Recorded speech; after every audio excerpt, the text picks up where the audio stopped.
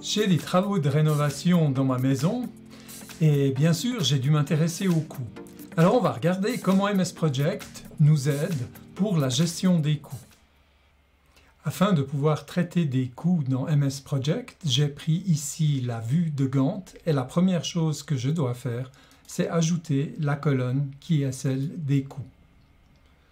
Donc je descends, on va chercher ici la colonne de coûts que l'on ajoute et on voit que dans l'exemple ici, il y a déjà un certain nombre de coûts qui sont établis.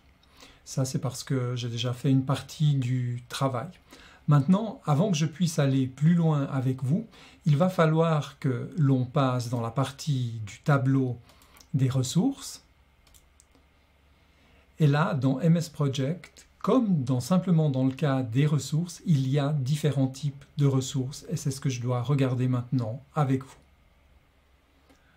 Dans MS Project, nous rencontrons trois types de ressources qui sont les ressources de travail, les ressources consommables ou matérielles et les ressources de type coût. Je ne vais pas entrer dans le détail de comment et à quoi servent ces ressources, c'est l'aspect coût qui m'intéresse. Il y a une vidéo, la numéro 14, qui traite des ressources de manière très spécifique. Les ressources de type travail, le coût, il s'agit tout simplement d'un nombre d'heures multiplié par un taux horaire.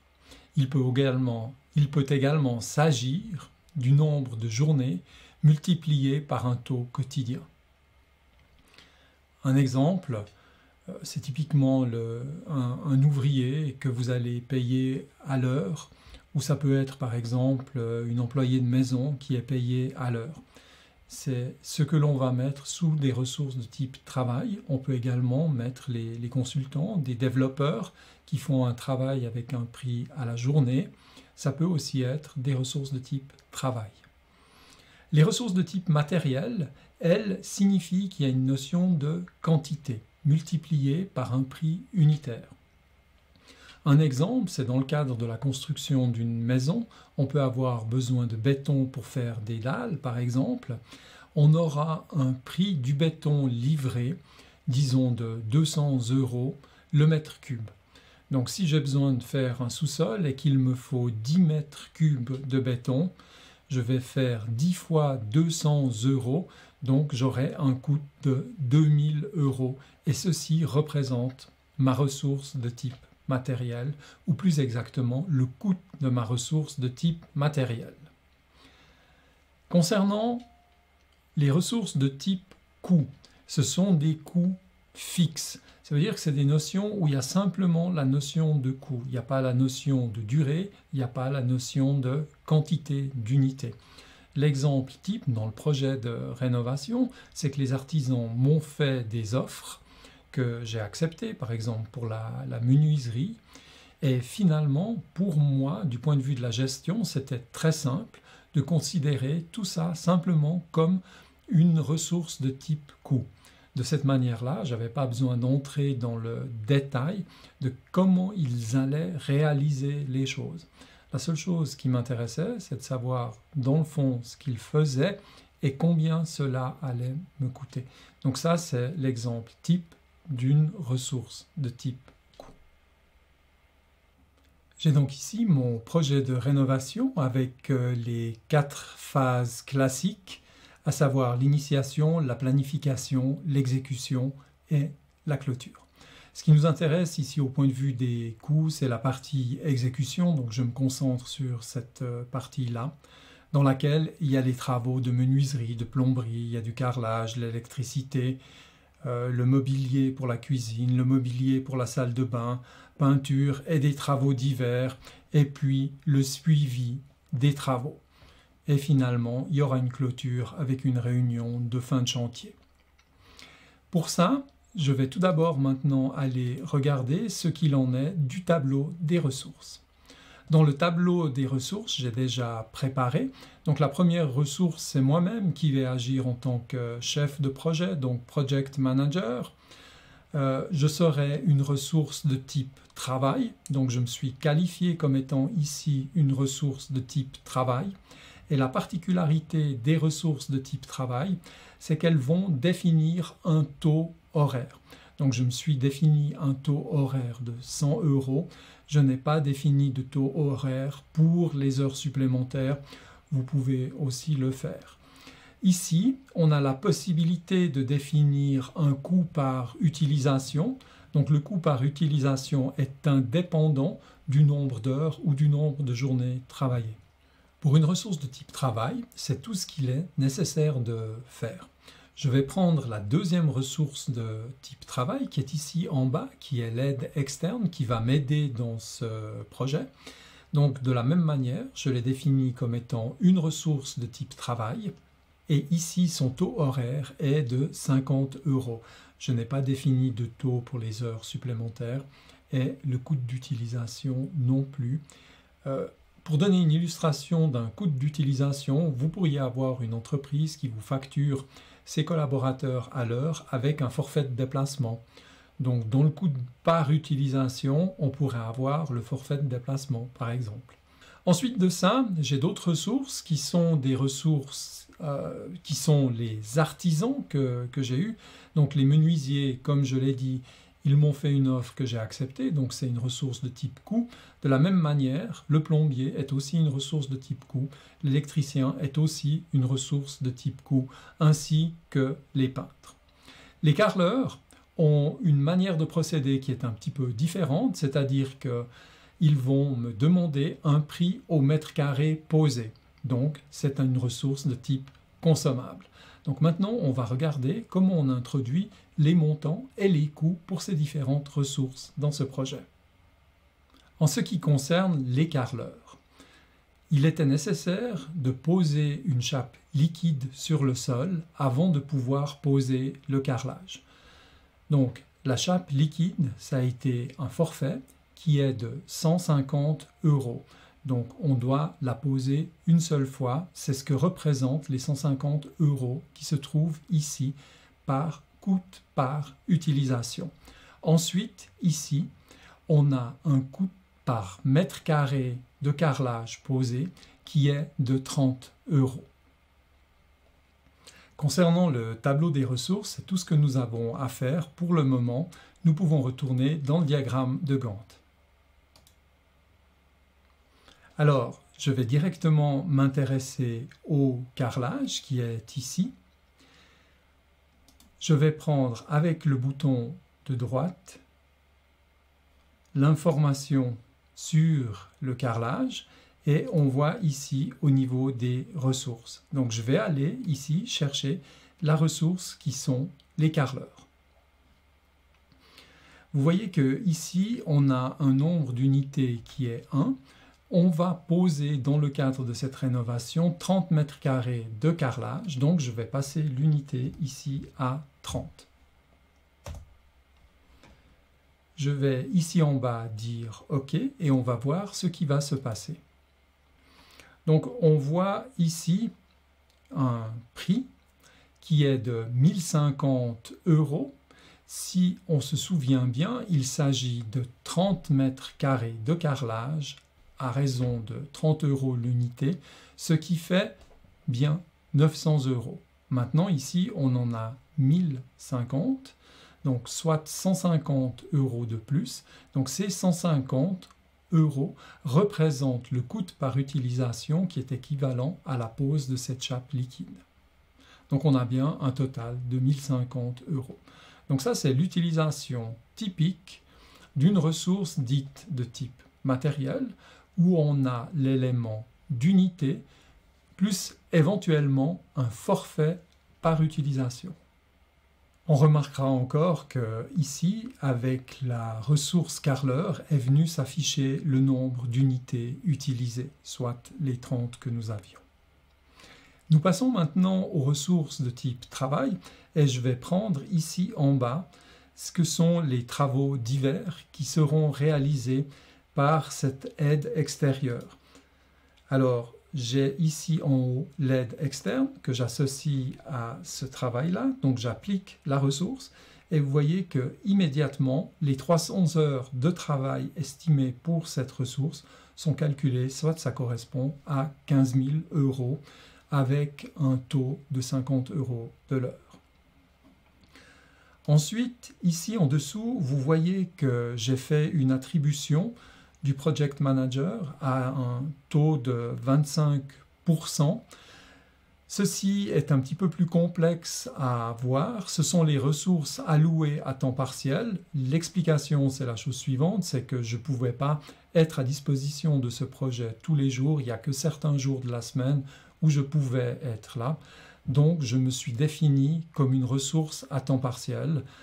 Vous pouvez vous référer à la vidéo numéro 14 qui traite du sujet des ressources à temps partiel.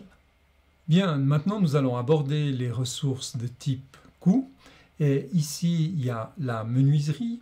Le forfait de la menuiserie était de 15 000 €. Donc, je pourrais tout simplement l'introduire ici et introduire 15 000 € de travaux de menuiserie.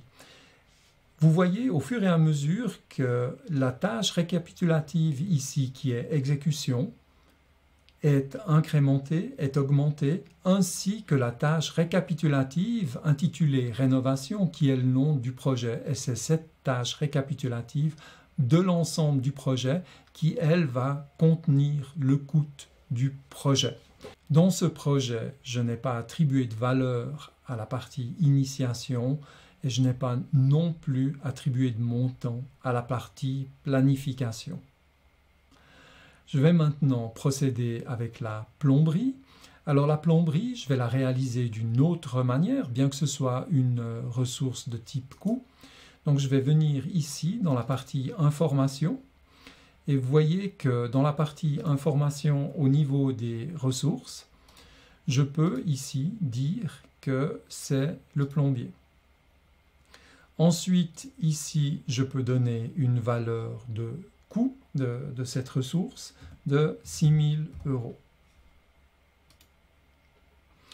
Donc on voit ici qu'il y a une manière différente de réaliser cela. C'est pour montrer qu'il y a différentes manières d'arriver au même résultat. La différence étant que dans l'information de la tâche de menuiserie, comme je viens de le faire précédemment, je n'ai pas d'élément de coût.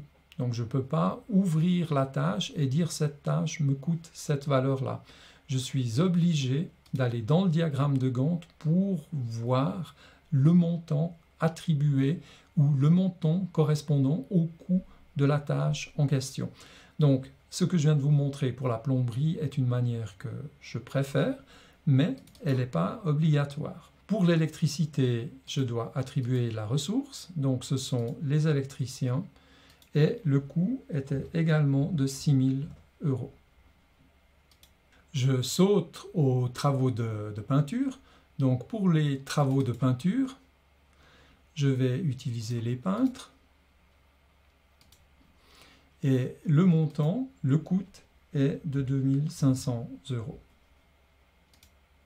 Pour ce qui concerne le mobilier et l'installation de la cuisine, comme d'ailleurs pour le mobilier et l'installation de la salle de bain, je pourrais me contenter ici de venir mettre le montant de l'offre.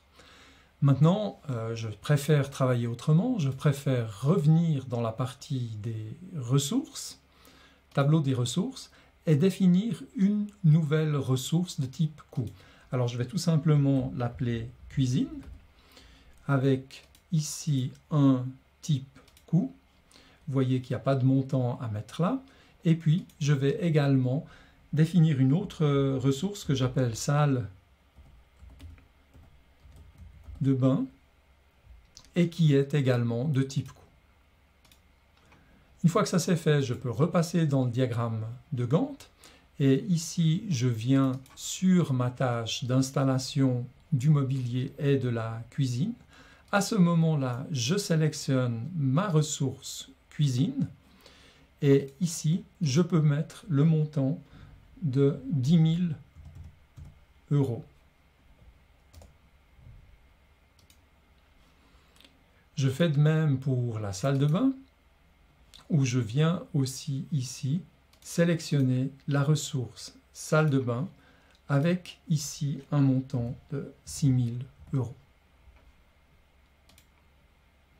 Voilà, donc une fois qu'on a fait cela, on trouve ici L'ensemble du budget, ou très exactement les coûts, puisqu'on les voit sous forme de 64 050 € pour l'ensemble de la partie exécution de ce projet.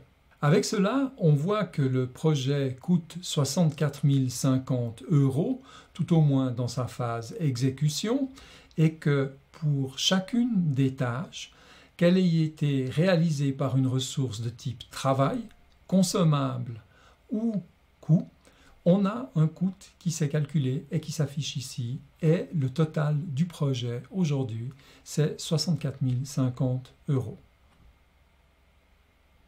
Il me reste une dernière partie dont je ne vous ai pas parlé, qui ne va pas changer le montant du projet ou les coûts, mais la manière dont ils seront calculés au fur et à mesure de l'avancement du projet.